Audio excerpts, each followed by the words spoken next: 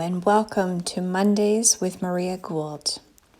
Today is February the 24th, 2025, and this is episode 8.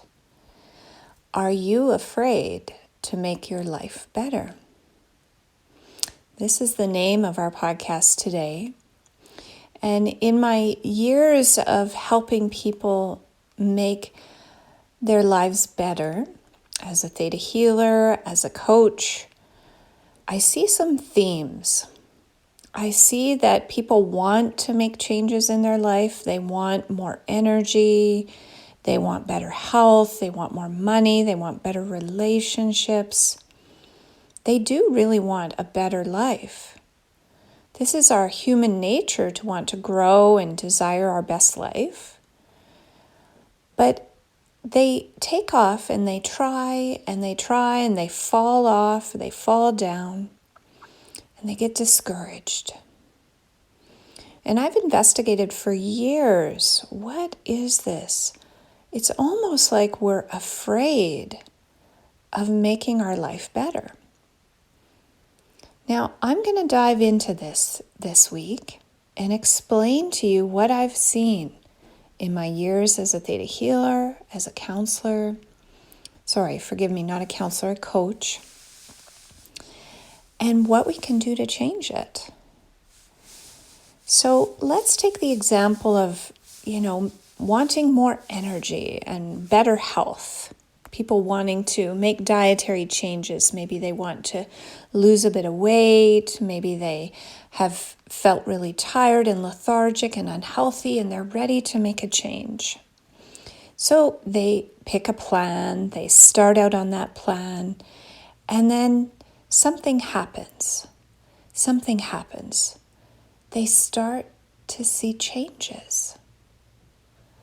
And what it looks like from the outside, and I've experienced this within my own life, my own path of transforming my habits, is that little bit of success at a certain point scares us.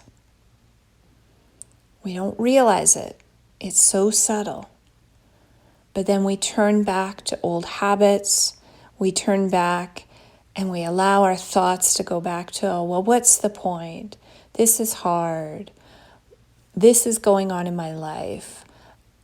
I can't do this. Whatever the internal dialogue is, we go back to that way of thinking. So I've also seen people not even want to get started. They procrastinate. They have almost like a virus of procrastination. They know they want to do these things. They speak about doing these things. Yet they take no action, no step in that direction to make the changes that they know would help them feel better. So what is, first of all, procrastination? And then we're going to dive into the fears. Procrastination is all tied into fear. Fear of change. Why? Why are we afraid to change? So let's go into this a little bit. When you were a little child, you absolutely depended on your caregivers for absolutely everything. You depended on them to take care of you, to comfort you, to reassure you, to help you become the person that you are today. And for us to feel secure, it is built into our subconscious to want to fit in to our family dynamics in whatever way we can in order to make them feel like we can be bonded with, we can be likable, and they will take care of us. So as a child, we don't know this psychology, but it's built into our subconscious to fit in. So if we watch our parents, our caregivers have bad eating habits, not exercise, maybe drink too much, maybe fight, all of that your little child brain just takes in and copies it. And it says, this is what life is. It comes to this conclusion. It's like an imprint. So even though we might not like the situation we were raised in, we might want to fight against that and change it and say, no, I'm not that. I'm going to explain some of those paradigms as well. But in many ways, your subconscious is like 1,000-pound gorilla. It's going to keep pulling you back into these habits that you saw as a child. That's where you feel safe and where you feel like you fit in. So back to the point of procrastination. Did you watch your family members procrastinate? Did you watch them talk about things they wanted to do but never do them? So where do you think you got that procrastination from? From a theta healing perspective, procrastination is usually a sign that you have too much sugar in your diet. Sugar actually feeds the consciousness of yeast. Yeast will make us procrastinate. So there's actually a biological reason why you're procrastinating. If you would like to make that change, and it's a vicious cycle, isn't it? More sugar makes us have more yeast, crave more sugar, and then we procrastinate more. We defeat ourselves more. But really, if you understood this at a deeper level, and you understood that you are worth being cared for, that you are worth taking time for yourself, cooking for yourself, eating well, exercising your body, doing those things, even if it's little tiny changes at first. Overcoming those obstacles of procrastination can be some of the most empowering things that you do. Now, if you were a child that felt unsafe at any point in your childhood, which all of us have felt unsafe at some point, your brain might do a few things. And again, these are hardwired into our subconscious. So option one, if you're scared, is you would want to pull away. You would want to fawn, as they would say. Fawn is be very timid, become a people pleaser, become somebody that is likable and lovable. So maybe if your mother was very domineering, you would become a fawn because you're a little bit scared of upsetting her. So you would do things like eat unhealthy foods with her and bond with her over that experience, or do unhealthy things because that's a bonding experience for you with somebody. So fawning is one way, or fear, stepping into the consciousness of being afraid at any point will help us go into that survival mechanism. Now, how would this show up in your life? Well, it would make you avoid anything that's uncomfortable. Avoid making those changes.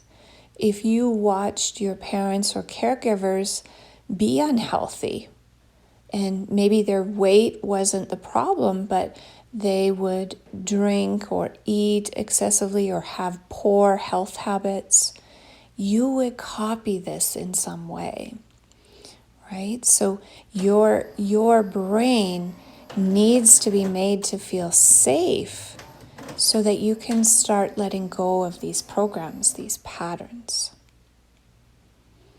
How do we do that? I'll get to that at the end of the podcast. Now, what is another way when we feel unsafe that our brain, our subconscious actually takes over to help us feel more secure? So another thing that can happen is if we're unsafe at some point, we can shift into fight or flee. Now, sometimes if you ran away from home a lot, this might have been the flee type of consciousness. So anytime things get uncomfortable or there's conflict or any disagreements, it makes you want to run. It makes you want to run away. Okay? What if your fight mechanism made you get activated into the fighting aspect of making yourself feel safe? So maybe you pushed back against your parents. Maybe you were that rebel child that were like, I'm going to be nothing like them. And then as you grow up and you realize that there's a lot of things that you're very similar with. So any of these mechanisms, if you are in fight mode, you might actually really step into destruction mode as well. Fight mode can activate what we call destruction mode, which is you will do anything and everything to destroy yourself. So this might be very poor eating habits, this might be drinking to excess, drugs to excess, and all of this is from the foundation of fear. You got afraid as a child, and you haven't been made to feel safe yet. So these subconscious programs are so deep and so in our subconscious and how it's wired that sometimes it is very, very difficult to make healthy changes. It's very difficult to go and apply for that job that you know you could totally do, but you're afraid. You're afraid to step out of your comfort zone. You're afraid people might not like you. You're afraid of leaving the security of the job you have now. Whatever it is, that fear is just because you were triggered into fear as a child. Remember, let's go back to the analogy that as children we rely completely on our caregivers for taking care of us, and how we thought we needed to be cared for was just like them. So if we're activated into that fight part of our subconscious getting triggered, then we know that we're not going to fit in possibly with our parents. So that itself is scary, perpetuating more fear in your life, more fear to make changes, more fear about loving and caring for yourself. So all of these programs are there running your life whether you like it or not. Now, I want to give you the understanding, though, that they are just programs. Just like we have programs on TV. We have different sitcoms and episodes that we watch that are programs. That's the name of them. So how do we change the program? We actually need the remote control. Or in the olden days, if you still remember, you had to get out of your chair to change the channel. I remember those days. But you just need the remote control.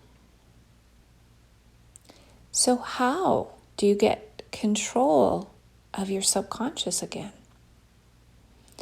Now, let's talk about this for a second because it is possible. Our brain is changeable. It is programmable. So if you were programmed as a child in a certain way, you can absolutely change that programming. So how do we do this? How do we make our subconscious, our nervous system, our whole body feel safe again so that we can let go of these survival techniques?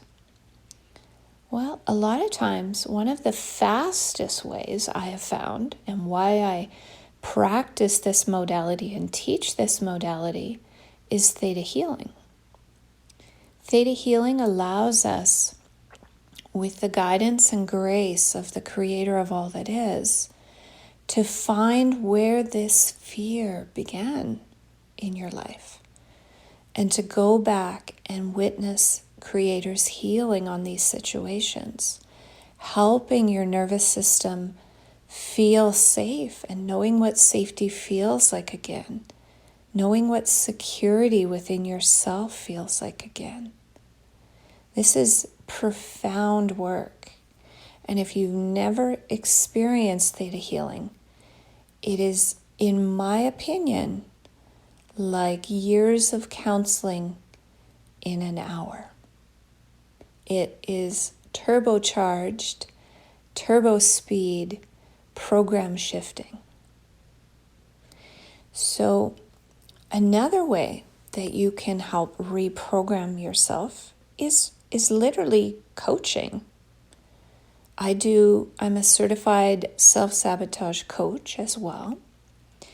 And what we do is we have you fill out a questionnaire and see where you got triggered into these programs, where you learned these programs, where you're mimicking these programs from, and why you're doing them. And then we use hypnotherapy and different other actions to reprogram the subconscious. This can take a little more time, but it's just as effective. Now, you can also do the hard work and buckle down and be consistent and make those changes. Now, let me remind you that the subconscious, because of these programs, whenever we take a couple of steps, it's like we have a bungee cord on us, right? And these bungee cords start to, as we get further and further away from what we were programmed with, how we were programmed to be, that bungee cord gets tighter and tighter. And that's usually right when we're getting more success. Maybe we're eating really well, we're starting to feel amazing, someone compliments us, maybe we're losing weight, whatever it is. And then all of a sudden, there's one tiny comment or one tiny situation that completely snaps you back, like that bungee cord, back into the programming. Now, can I assure you that this is actually a normal process? Your subconscious is designed to keep you safe.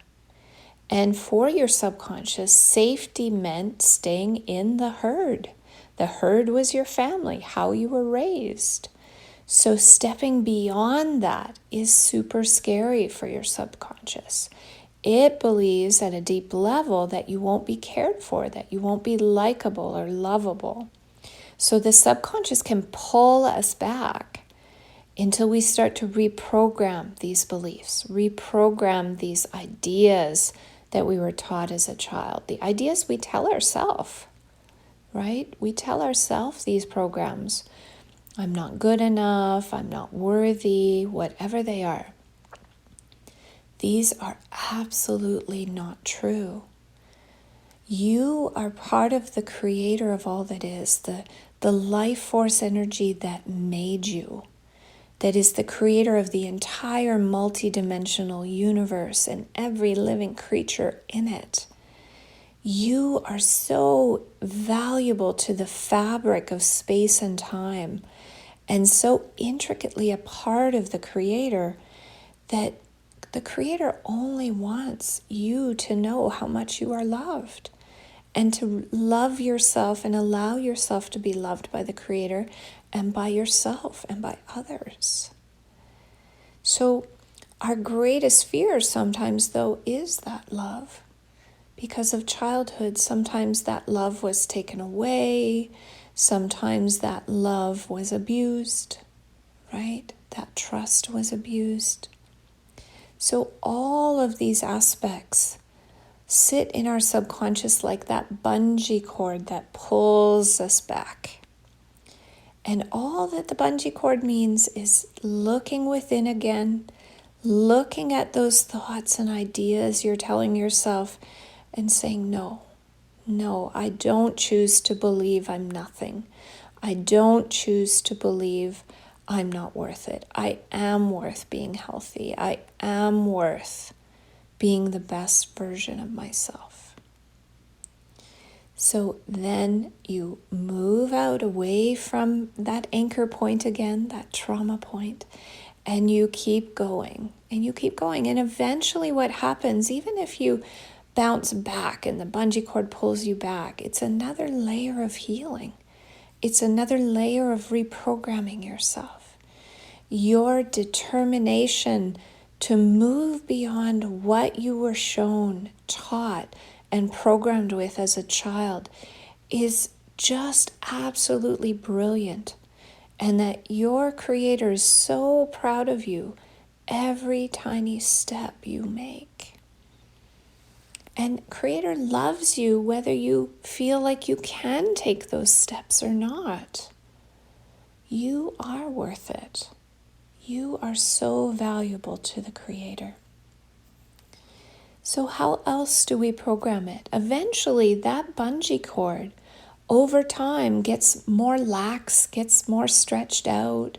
We get further and further away from our programming. We start to change how we view ourselves. We change how we let others treat us.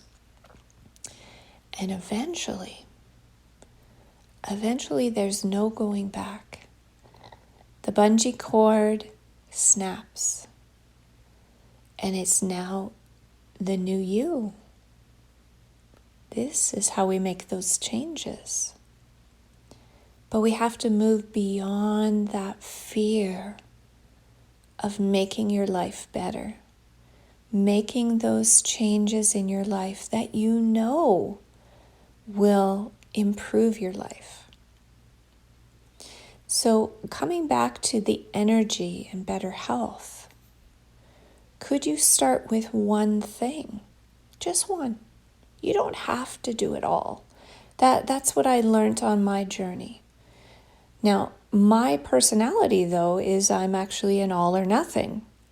So for me, I find that I do better if I jump in both feet.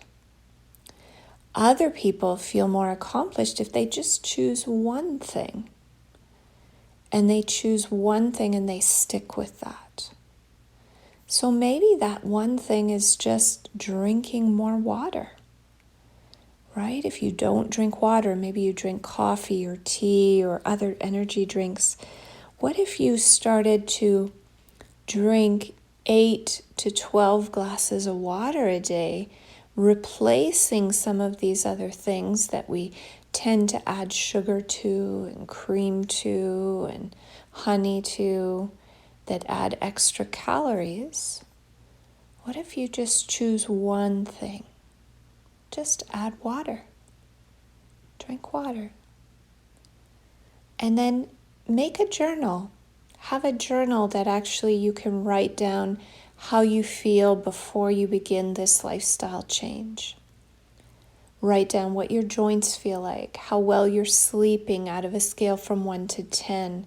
How good is your energy level from 1 to 10?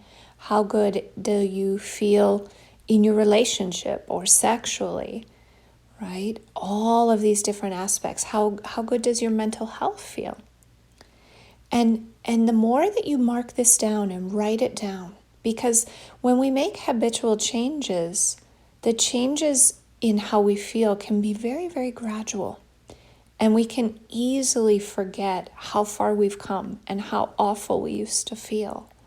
So keeping a health journal or a change journal, whatever you want to call it, and a better life journal is a great example.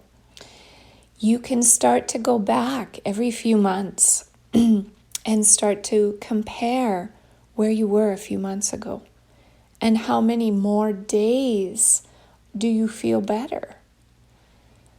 And then after a few months, you could say, okay, I actually have a little more energy. So what is my next habit I would like to create? And maybe that's simply just adding more movement, making a commitment to move your body for 15 to 20 minutes a day. Now, you can add this in so easily. Could you get up during commercial breaks? Could you go for a walk with your dogs? That's what I do every day. Could you move your body by dancing while you clean your house, or dancing while you make dinner? Maybe with your partner, if you used to love to dance with your partner again. All of this is movement, and it's only 15 minutes. But again, in your Better Life journal, write that down. Write how you feel in every aspect of your life. Physical health, mental health, emotional health. How are you sleeping? What is your relationship like? What's your sexual energy like? Write all of those things down out of a scale from 0 to 10, and you will notice changes. When we have this journal, what actually happens is your brain goes, it's working. It's working.